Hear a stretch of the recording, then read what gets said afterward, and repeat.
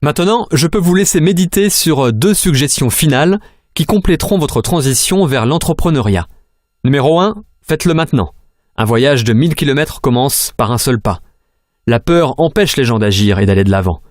Leur esprit invente un millier d'excuses pour expliquer pourquoi ils ne sont pas prêts. Je commencerai lundi, j'ai besoin de faire ma liste, j'ai besoin de faire mes cartes de visite avant, j'ai besoin d'aller m'acheter une nouvelle mallette, porte-documents ou de coller les images sur mon tableau de visualisation d'abord. Ne vous laissez pas sombrer dans cette paralysie. Trop de gens sont en proie au syndrome de préparer, être prêt et finalement, ils n'agissent jamais. Pour être honnête, l'étape la plus difficile à franchir dans ce voyage de 1000 km est la première. Surmontez cette peur en la franchissant vite, sans même y penser. Simplement, mettez votre corps en avant et sans en prendre conscience, votre pied droit se posera devant vous et empêchera votre chute. Ensuite, sans hésitation, mettez votre corps en avant une fois de plus et votre pied gauche surgira pour vous rattraper. Mais ne vous arrêtez pas là. Vous commencez à bouger.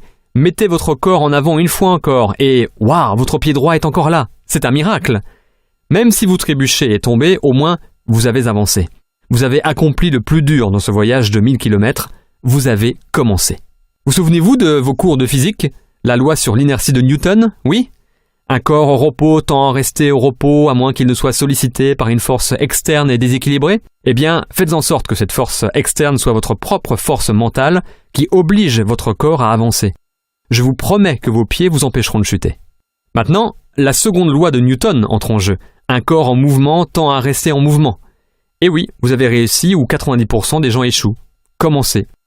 Napoléon Hill a une fois demandé à son auditoire quel est le nombre moyen de fois qu'une personne essaie d'accomplir un objectif avant qu'elle n'abandonne. Après que son auditoire ait essayé de deviner plusieurs fois, il donnera la réponse.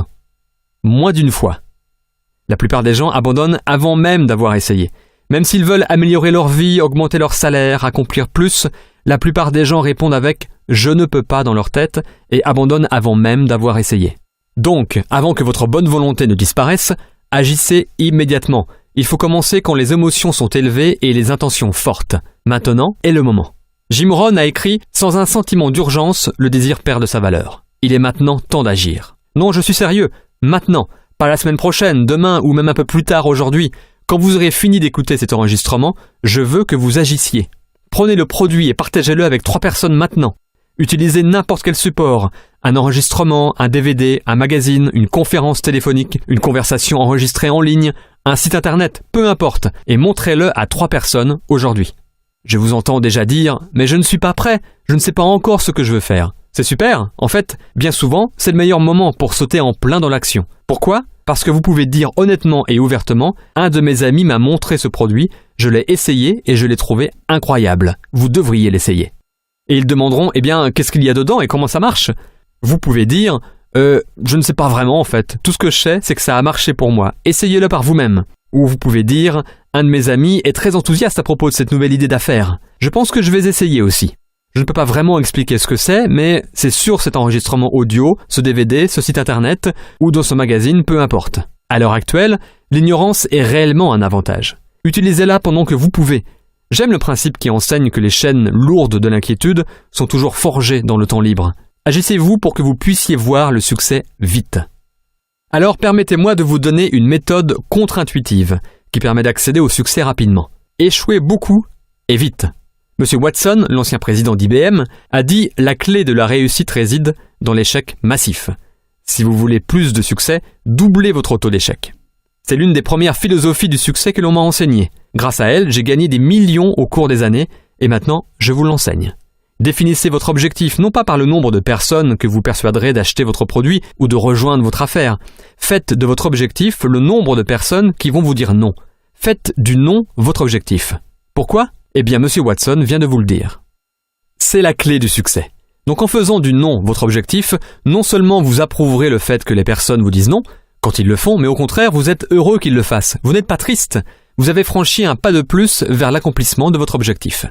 Cet état d'esprit à 180 degrés aura des conséquences miraculeuses dans votre façon d'avancer, de comprendre et d'accepter la rejection et l'échec. Vous allez maintenant le visualiser en tant que progrès plutôt qu'échec. Vous allez ressentir la victoire plutôt que la défaite. Vous allez le chercher plutôt que d'essayer de l'éviter. En fin de compte, c'est juste un jeu de chiffres. Je veux que vous vous rappeliez de tout ça au cours de votre voyage de création de votre nouvelle entreprise. Certains vous diront oui, d'autres non. Alors quoi? Suivant. Il suffit de s'adresser à la prochaine personne. Je vais vous mettre au défi de réaliser ceci comme votre premier objectif. Maintenant, c'est un gros objectif. Donc je veux que vous soyez prêts. Vous pouvez le diviser en 2 ou en 4 si vous voulez seulement la moitié ou le quart de succès. Mais si vous voulez vraiment briser l'inertie, ne vous défilez pas à la ligne de départ, mais au contraire, enjambez-la. Je vous mets au défi de faire ça. Êtes-vous prêts? Très bien. Allez trouver 10 personnes qui vous diront non dans les 7 prochains jours. Cela peut être non merci, pas moyen, vous avez perdu la tête, c'est non, ou simplement non. Mais les peut-être ne comptent pas. Pour réussir votre objectif, vous devez obtenir 10 non, fermes et certains. Faites ce que Jim Rohn a dit. Conviez-les à être l'un des 7 sur 10 qui vous disent non. Comme ça, vous pouvez garder la loi de probabilité, la loi des moyennes en mouvement. Donc pour faire ça, je suppose que vous allez devoir vous présenter à environ 30 personnes dans les 7 prochains jours, car 20 d'entre elles seront toujours en train de bavasser alors que vous effectuerez le processus de suivi. Vos présentations doivent être de qualité, ce qui implique que vous devez réussir à mettre le produit ou le support dans leurs mains. Un enregistrement, un DVD, un magazine, une conférence téléphonique ou d'autres supports professionnels que l'entreprise vous a fournis. Ensuite, demandez « Voulez-vous l'acheter ?» ou « Voulez-vous avoir ce que je vais avoir ?» Je vais vraiment bien réussir, que ce soit avec ou sans vous. Voulez-vous me joindre ou pas? C'est tout. Allez chercher 10 personnes qui vous répondront non au cours de ce processus. C'est probable que quelqu'un dise « Oui, je veux ça » ou « Oui, je vous suis ». Mais ce n'est pas l'objectif. Juste un bonus intéressant. L'objectif est de récolter 10 non. Très bien. Maintenant, faites-le.